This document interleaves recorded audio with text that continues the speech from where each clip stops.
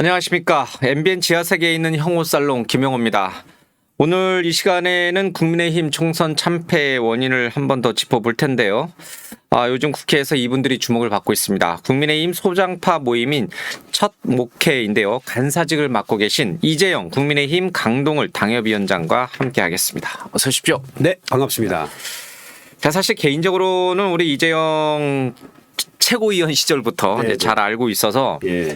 내심 이번 총선에 좀 잘 됐으면 하는 생각을 좀 갖고 있었는데 제가 이 지역에 살진 않지만 네네네. 그러나 아쉽게도 유권자의 선택을 받지 못했어요. 왜 못 받았다고 생각하세요?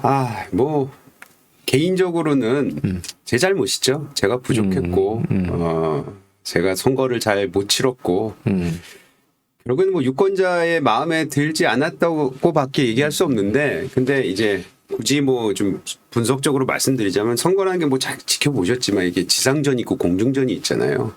이번 수도권 선거를 보면은 우리 후보들이 지상전 정말 잘한 것 같아요. 지상에도 싸우고 공중에서도 폭격 지원이 있어야 되고. 그렇죠. 그런데 보면은 한 3월 초까지는 분위기 수도권이 전반적으로 괜찮았고 특히 한강벨트라고 뭐 많이 언론에서 다뤄졌잖아요.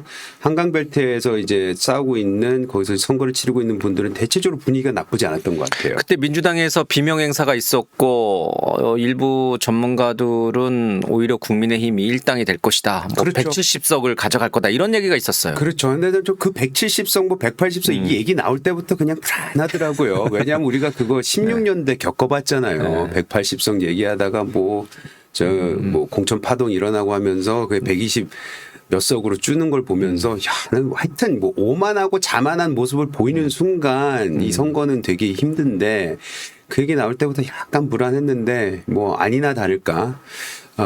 그 예측은 틀림이 없었고 3월 초에 그러니까 2월 말 3월 초에 그렇게 괜찮다가 3월 말쯤 되니까 그 과정에서 굉장히 급격하게 민심이 안 좋아지는 걸 현장에서 느끼기 시작했거든요. 그래서 이건 좀 아닌데라는 생각이 들었고 뭐 그때는 이미 벌써 선거에 이제 돌입하는 시기이기 때문에 뭐 선거 전략을 지상에서 우리가 개별적으로 바꾼다거나 이런 거는 조금 쉽지가 않았고 그래서 뭐 열심히는 했는데 그 열심히가 이제 유권자들 마음에 닿지 않았던 것이 결과적으로 나온 거죠.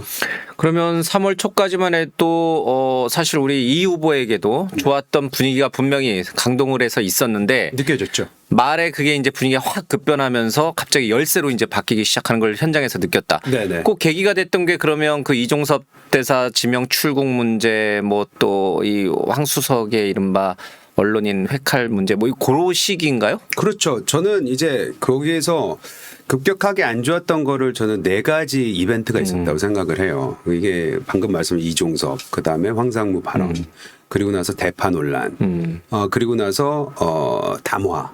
이렇게 4가지 이벤트가 굉장히 그 도드라지게 기억에 남는데 그때마다 이게 뭔가 수습이라든지 전략을 바꾸는 게 아니고 오히려 상황을 더 악화시켰던 그런 느낌이 들고 또 처음에 그 이종섭하고 그 황상무 발언 사건 같은 경우는 굉장히 이게 뭐 바로바로 일어난 거잖아요. 또 그거에 대한 후처리라고 해야 될까요? 그거에 대한 대응도 굉장히 미적지근했고 또 결국에는 뭐 사퇴와 뭐 사과 뭐 이런 발언들이 있었지만 그것도 굉장히 바로 나오지 못했고 해서 뭐 그런 부분들이 큰 아쉬움으로 남죠. 그런데 이 지금 말씀하신 4가지 큰 이벤트라고 하는 사건들, 그러니까 이종섭 대사 문제, 그다음에 황상무 수석의 발언, 회칼 문제, 거기에 그 대파 논란, 그리고 또 하나가 이제 의대 증언 문제와 관련된 대통령의 대국민 담화. 요 4가지가 어쨌든 현장에서 뛰고 있는 우리 젊은 이 도전자들, 국민의힘 도전자들에게는 찬물을 끼얹는 그런 사건들이었다라고 정리를 하셨는데 이 사건들은 사실은 다 한 분에게로 기결이 되잖아요. 이게 원인을 찾아가면 그렇죠? 뭐 그래서 이제 우리가 지금 뭐 정권 심판론에 대해서 우리가 큰 틀에서는 그렇게 얘기를 하지 않습니까? 근데 그것을 우리가 굳이 외면을 하려고 했고 이게 선거라는 거는 이슈가 있으면은 일단 전략도 필요하잖아요. 여러 번 보셨지만 선거라는 게 상식이 아니고 인식 속에서 치러지는 게 선거 아닙니까? 그러면 유권자의 인식을 바꿔주든지 예. 눈을 돌려주든지 이게 결국에는 정당이 해야 되는 그 아까 말했던 고공전, 공중전 여기에서 나와야 되는 건데 그걸 이제 당이 못 해낸 거죠. 그리고 끝에 가서는 결국에는 2조 심판 대 정권 심판 이걸로 갔는데 2조 심판이라는 건 우리 당이 그러면은 뭐 선택한 그 뭐 전략이잖아요. 근데 그것마저도 사실 3월 말이나 뭐 3월 중순 3월 말부터는 이거 전혀 먹히지 않는다는 걸 피부로 느끼고 있었는데 그게 전혀 바뀌지가 않더라고요. 그래서 우리 당이 선거를 치를 그 전략과 전술이 완전 부재하구나라는 걸 느낀 거죠.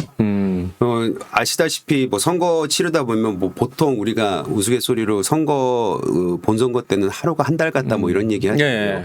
그 뜻은 뭐냐면은 결국엔 유권자들도 굉장히 이슈를 빠르게 전환을 해 주시고 또 관심도 높은 시기이긴 하지만 또 그만큼 우리가 빨리 대응을 잘하면 어느 정도 이것을 뭐 턴어라운드 시킬 수 있는 기회가 있는데 처음부터 끝까지 하나의 프레임으로 가져가 버린 거고 또 더 중요한 거는 정권 심판이라는 거는 그 야당이 세팅해 놓은 프레임이잖아요. 예.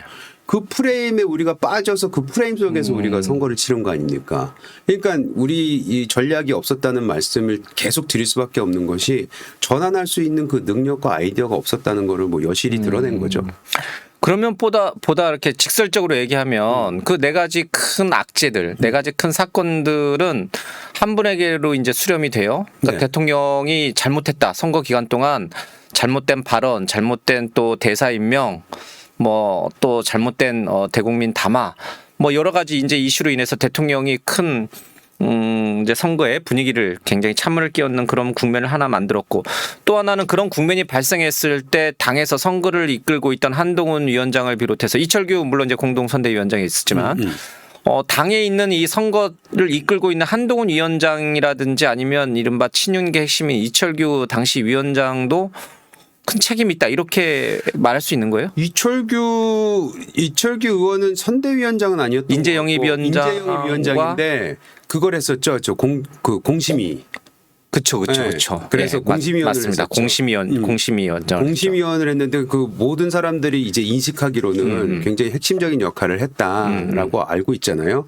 그래서 당에서 도드라지게 이제 책임을 지고 선거를 이끌었던 사람은 2명으로 보고 있어요. 그게 하나는 한동훈 위원장이고 또 하나는 이철규 의원. 그렇게 알고 있죠. 그렇게 예. 알고 있고 사실 그렇게 다 그게 사실 아니겠습니까? 예. 그렇기 때문에 그것이 이제 피해갈 수 없는 게 뭐냐면은 막판에 가서 이제 한동훈 위원장 같은 경우에 공천 우리가 뭐 약간 논란이 있을 때 이철규 의원이 나오셔가지고 거기에 대한 불만, 거기에 대한 뭐 항의성 이런 기자회견도 하고 그랬잖아요. 많이 했죠. 예. 그러니까 그것만 비례순번 정할 때도 그랬고 비례순번과 뭐 여러 가지 얘기를 하셨는데 예, 김경래 비대위원 문제도 뭐 그랬고 디테일을 빼놓고 포인트는 뭐냐면은 그 당을 선거를 주도하고 있는 그 두 분이서 싸운 거잖아요. 결국에는. 예.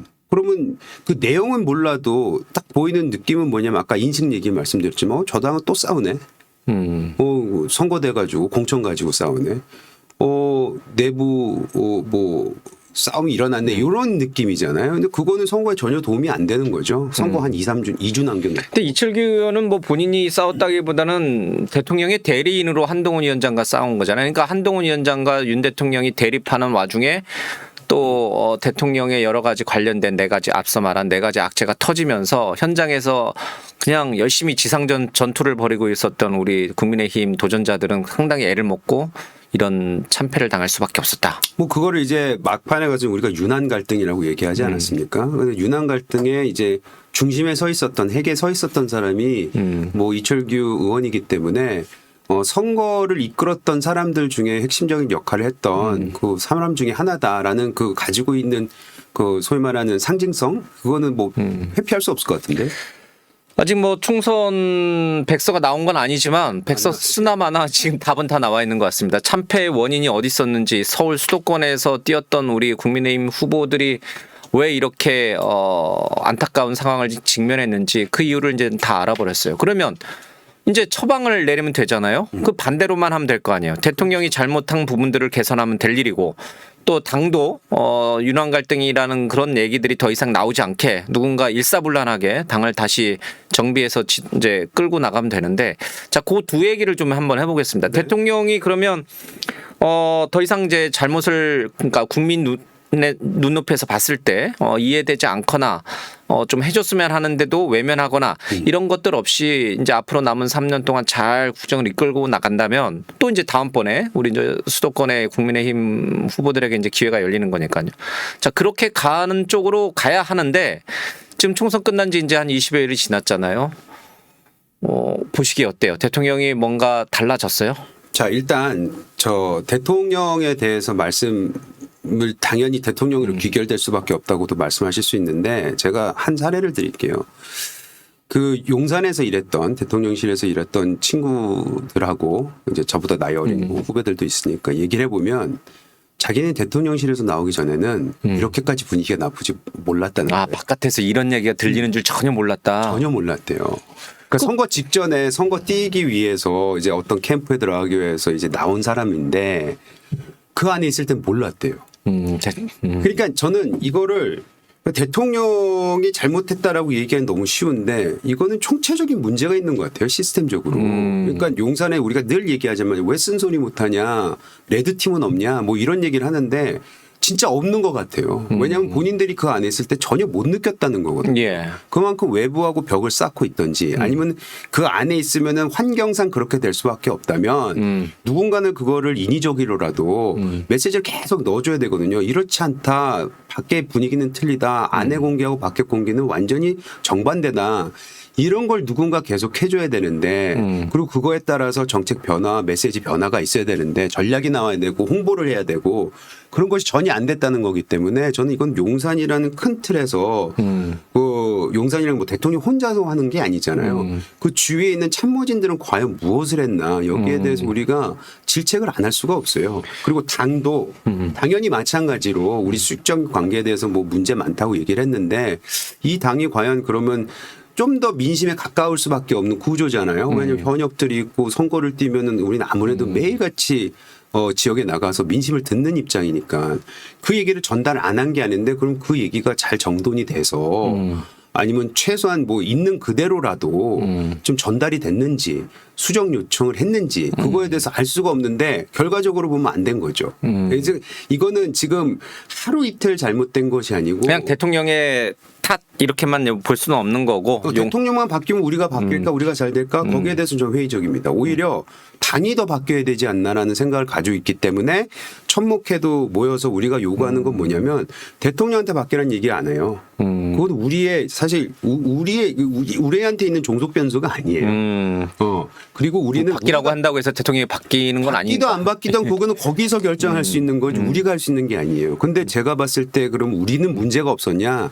우리 당이 굉장히 큰 문제를 가지고 있다는 생각을 가지고 있기 때문에 저는 당이 바뀌어야 된다는 것이고 2년 후에 있는 지방선거 그다음에 있을 대선 그리고 나서 있는 총선 연달아 있거든요. 거기에 대해서 대비해야 될 거는 당이지 대통령실이 아니거든요. 대통령실이 뭐 태도를 바꾸거나 뭐 메시지를 바꾸거나 이미지를 바꿔서 전체적으로 국민들한테 다시 사랑을 받게 되면 그건 도움이 되겠죠. 당연히. 근데 그때 가서 당이 이 모양 이 꼴이면은 선거 잘 치를 수 있을까요? 저는 굉장히 회의적입니다. 그래서 지금 우리가 해야 되는 거는 당이 바뀌어야 된다. 그리고 더 넓게는 보수 진영이 좀 더 가열차게 뭔가를 내세울 수 있을 만한 콘텐츠를 만들어내야 된다. 전 이런 생각으로 우리 천목회가 모였다고 생각합니다. 근데 원래 그 기존에 문재인 정부 때까지 있었던 청와대에서 나와서 용산으로 간 이유는 이제 대통령과 참모들 간에 좀 더 자연스러운 소통을 좀 하기 위해서. 네. 그러니까 기존에 청와대에서 대통령 집무실하고 이제 비서들, 행정관들 집무실 다 이제 달랐으니까 떨어져 있기도 하고 그래서 대통령과 참모들이 소통을 잘 못하니까 나는 이제 청와대 구중궁궐 청와대를 나와서 이제 용산으로 가겠다. 그게 이제 대통령의 취임하자마자 한 일성이잖아요. 네. 그러면 용산으로 갔으면 오히려 더 참모들하고 얘기를 많이 해야 됐을 것이고 그러면 참모들의 전하는 어떤 여러 가지 민심 얘기를 대통령이 더 잘 들을 수 있었을 텐데. 근데 참모들이 제대로 대통령에게 세상 물정에 대해서 얘기를 안 해준 건지 아니면 대통령이 참모들이 하는 얘기를 귀담아 듣지 않은 것인지 그런 부분도 한번 짚어는 봐야죠. 그러니까 그거는 알 수가 없잖아요. 저 같은 경우에는. 그래도 보시기에 옆에서 보시면 한 발짝 떨어져 있으니까 용산하고 거기에 보니까 이번 선거를 직접 또 뛰어봤고 사람들이 우리 국민이 야 대통령이 문제다. 대통령이 이렇게 귀를 열지 않고 들으려 하지 않으면 어떡하냐 이런 얘기도 아마 들으셨을 거고 또 대통령 참모들이 문제다. 대통령에게 세상에 대해서 어떻게 돌아가고 있는지 분위기가 어떤지 여론이 어떤지 정확하게 대통령한테 가감없이 전달을 했어야지. 도대체 대통령 옆에서 듣기 좋은 말만 하고 뭐 하는 거냐 이런 얘기도 아마 국민이 하는 걸 들었을 거고 우리 이채국께서는 그렇죠. 그러면 또 누구 잘못이냐 이거. 저는 둘 다 잘못이라고 생각해요. 왜냐하면 어떤 조직이 어떤 뭐 단체가 일이 잘못됐을 때는 그걸 책임 소지는 당연히 장이 갖는 거잖아요. 대통령이 지는 거다. 그렇죠. 그거는 뭐 어떤 조직이나 다 그래요. 그렇죠. 민간이든 공공기관이든 어디가 됐건 최고 책임자 최고 책임자라는 게 있으니까 CEO라는 게 왜 있습니까? 그렇지 않습니까? 그런데도 불구하고 그럼 밑에서 그거를 잘 전달을 했을까? 용산으로 갔기 때문에 대통령실과 참모진들 간에 뭐 벽은 사라졌을 수 있으나 뭐 거리는 짧아졌을 수 있으나 그 짧은 거리에 오가는 컨텐츠가 잘못된 컨텐츠면 뭐 사실 있으나 마나 그 줄여나 마나 그렇죠. 마찬가지 아니겠습니까? 맨날 만나서 좋은 얘기만 하면 뭐 있으나 그렇죠. 마나죠. 그러니까 그게 제가 아까 말씀드렸던 용산에서 일을 하다가 나왔던 사람들이 했던 말 나왔더니 분위기가 너무 틀리네. 내가 안에서 알고 있던 거랑은 너무 틀리네. 요 부분이 저는 어느 정도 보여준다고 생각을 하는 거죠. 아 진짜 용산에 들어가서 대통령실에 들어가서 일했던 친구들은 낮은 직급부터 높은 직급까지 진짜 민심에 대한 이 온도를 전혀 모르고 있었구나라는 걸 느끼는 거죠. 사실은 저도 용산에 이제 근무하시던 몇몇 분들을 네. 이제 뭐 가끔 이제 식사 자리나 이런 데서 네, 뵙고 네, 네. 이제 얘기 좀 몇 마디 나누는데 너무너무 윤 대통령이 자기들 말 잘 들어주고 너무너무 괜찮대요. 우리가 이제 뭐 바깥에서 들을 때 굉장히 권위주의적이지 않냐. 네, 네.